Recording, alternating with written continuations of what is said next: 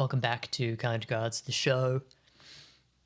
If you drink a whole bunch of coffees, it doesn't matter how good your ideas are. You will be too fast to implement good ideas. Knowledge is the map. Knowledge is our ability to go, oh, it would be good if I turned this way. It would be good if I did these actions, if I thought these thoughts, if I encouraged these habits. That's what good knowledge is for. Good self-help books or sort of productivity books, books about exercise, books about diet. They help us make good decisions by telling us what a good decision looks like. They're the map. Mindfulness is the other side of this coin. It is the ability to actually make turns in our lives. We've all been lost in thought before. We've all kind of got to the end of a day and gone like, oh geez, what even happened? Like it felt like it was all automatic. Or at the very least, we've all been in a car and we've driven and then we've gone, oh my God, like I'm here. How did I get here? Because we've been on autopilot. We haven't even noticed the chances that we've had to make turns, And sometimes we make wrong turns. Like we drive all the way home and then we go, oh, I'm supposed to go to the shops. And then you got to go to the shops again. But this is just a metaphor as well for our actual lives, where we want to make a change, we want to change our diet, and then we're at the store and we're lost in thought and we don't actually have the chance to implement the good knowledge that we have of the map, the places that we know we could go. We don't have the presence to realize that we're at a junction and we can actually make a turn, we can actually make a choice. This is analogous, like mindfulness is analogous to like slowing down. If you're on a highway, if you're blasting down a highway, there are very few chances to make turns. If you're going really fast and you're really determined to get things done and there's no presence, there's no peace of mind, there's no stillness in between, it's just an endless to-do list, then we don't actually have a chance to go, oh, maybe I shouldn't do that now. Maybe I should do it later. And, maybe I'll do it like this, like to come up with a new idea of how to run things doesn't even occur to us because we are moving too fast. We have no junctions. Having two coffees is like a highway, or, being on YouTube is like a highway. You go from one thing to the next thing to the next thing, and you've got barely a chance to make a turn, to get off the highway and to go somewhere else. We've all been on YouTube and it just feels like we've just got to watch the next thing and we've just got to keep going and keep pushing through. I suppose, actually, now I think about it, you might be doing that right now. But imagine if YouTube had some feature where you actually couldn't watch a video one after the other. Imagine if at the end of every video, YouTube just went, now just take it easy for like 30 seconds. Take some breaths. Take some deep breaths. Do you think that we would watch more YouTube or less? I think we would watch less. We would realize that, oh, I could actually do something else right now. Oh, I have all this knowledge, all these potential, like all these maps of how I could be spending my time. Oh, I could do that. Oh, I forgot to stretch this morning. I could stretch right now. I could do all this stuff. And so mindfulness to me is the key of how we slow down, how we take it a little bit easy. We get more junctions of mindfulness, more moments where we're not lost in thought, which is how most of us spend most of our time, is lost in thought. We get more moments to actually go, oh, actually, I don't have to think those thoughts right now. Oh, I actually don't have to rush while I'm doing the dishes. I can just do the dishes. I don't have to rush at all.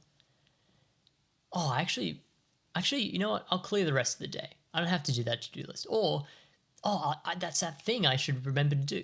Cool, I'll do that next. No worries. Instead of being in this highway, lost in thought highway, we get more chances for junctions.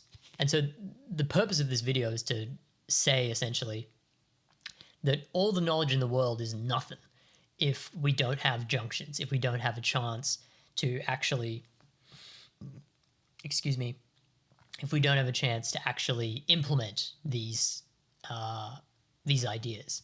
And similarly, all the mindfulness in the world is nothing if we don't know what to do with it, if we don't know how to act based on all of these junctions and all of this presence and peace.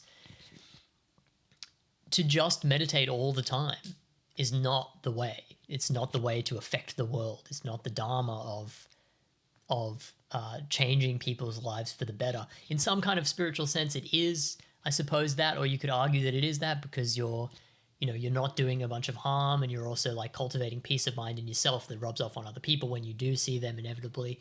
But ultimately, if you just meditate and you never read a book, you would be much less effective in the world. You would get a lot less done. You'd have a lot less chances for freedom, or you would have a lot less paths to take when you have moments of freedom. Does that make sense?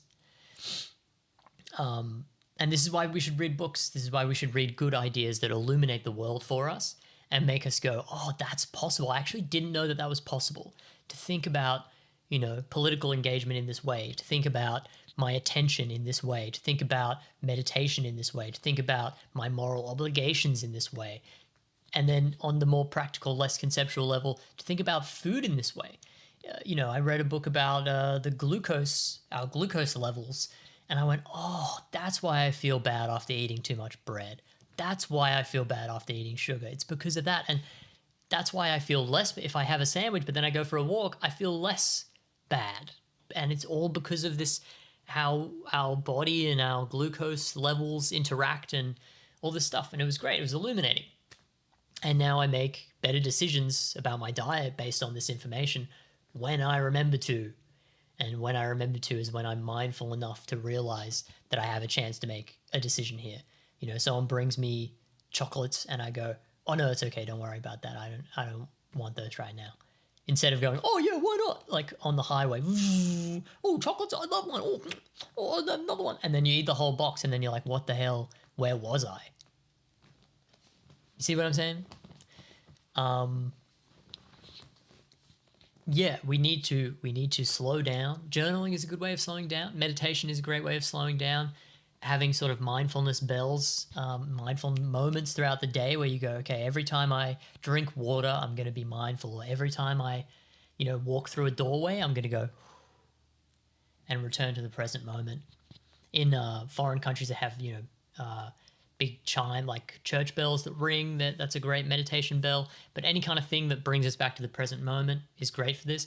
Journaling is good for it too, because it slows us down. It stops us from immediately moving on to the next task, and we can just write down how we're feeling at the moment, how we've got a couple choices to make. Which one do you think we should make? Which one do I want to make? Which one should I want to make? And then you kind of get to go, okay, I got a bit of freedom here. I got a bit of spaciousness, and now maybe I can pivot.